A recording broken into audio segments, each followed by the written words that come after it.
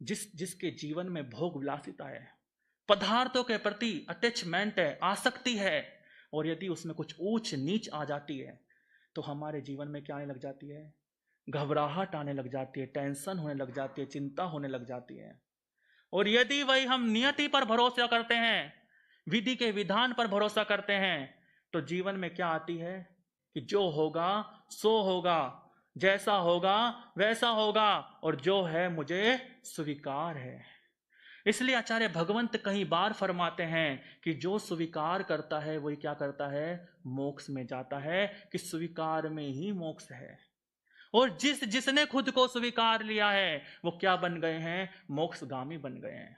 भगवान महावीर के जीवन के अंदर हमने कितनी बार पढ़ा है उनके चारित्र को, उनके आचार्य भगवंत के गुरुओं के मुंह से कितनी बार सुना है कि जीवन में उन्होंने साधना काल में कितने कष्ट प्राप्त किए, उनके कर्म कैसे कैसे निकल कर के आए। जब सुनते हैं तो बड़ी आंखों में आंसू आ जाते हैं।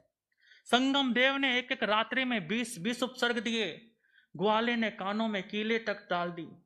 और यदि आज का मानव हो, भगवान महावीर का अनुयायी हो, एक छोटी सी बात भी सहन नहीं हो पाती है। देखिए हम आपके जीवन के अंदर कैसे परिवर्तन ला सकते हैं भगवान के जीवन से। भगवान ने क्या किया? उस परिस्थिति को स्वीकार किया, और स्वीकार करके खुद के किए हुए कर्मों को क्या किया? क्षय किया।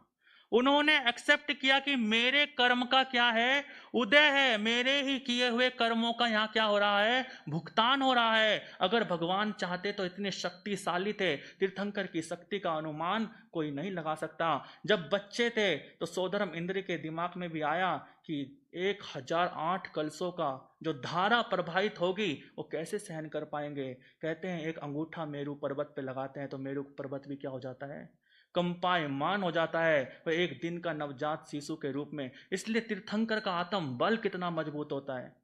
लेकिन परमात्मा के भीतर एक ही भाव था कि मैं आत्मा हूं, मेरे भीतर अनंत सुख है, मेरे भीतर अनंत शक्ति है, और ये मेरा ही किया हुआ कर्म है। तो यहां मुझे क्या होना है? इसे एक्सेप्ट करना है, स्वीकार भाव लाना है। यदि जीवन के अंदर बड़ी से बड़ी समस्या आ जाए तो उस समस्या में उलझना नहीं है, उस समस्या के समाधान को खोजना है। उस समस्या के समाधान में रह करके हर एक चीज को एक्सेप्ट करते हुए स्वीकारना है। स्वीकार में मोक्ष है। और जिसने स्वीकारा है, मंथन किया है, भीतर से उसके नवनीत पैदा हुआ है।